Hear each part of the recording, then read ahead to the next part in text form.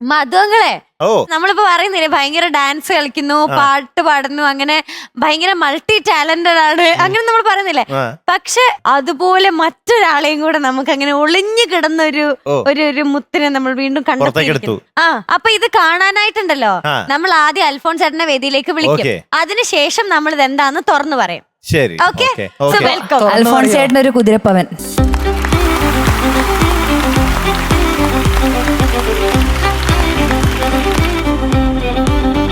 ഒരു ചെറിയ ഭയം ഉണ്ടെങ്കിൽ നമ്മളെ കൂട്ടിനായിട്ട് മധുവങ്ങളെ വിളിക്കാം. വേണോ? വേണ്ട നല്ല കുട്ടിയല്ലേ,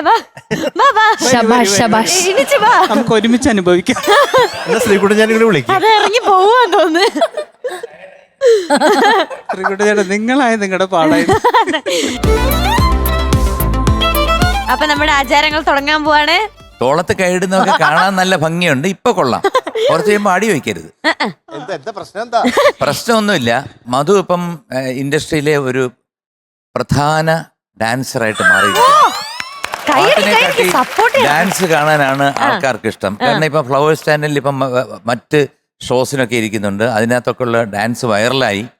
കാരണം എല്ലാരും പറയുന്നത് ഇന്ന് ഇദ്ദേഹം തന്നെ ഒരു വലിയൊരു ഡാൻസർ ഇവിടെ ഇരുന്ന് പറയുകയാണ്.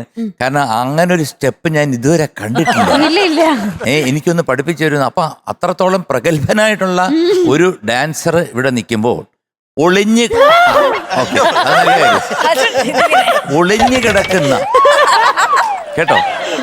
അപ്പോ മനസ്സിൽ കുറെ നാളായിട്ട് ഡാൻസ് ചെയ്യണം എന്നുള്ള ആഗ്രഹം ഒളിഞ്ഞ് കിടന്ന് അതിങ്ങനെ വിമിഷ്ടപ്പെട്ട് പൊട്ടിത്തെറിക്കാറായി നിൽക്കുന്ന ഒരു വ്യക്തിയാണ് അൽഫോൺസ്. അറിഞ്ഞില്ല, ഞങ്ങളോട് പറയണ്ടെന്നാ.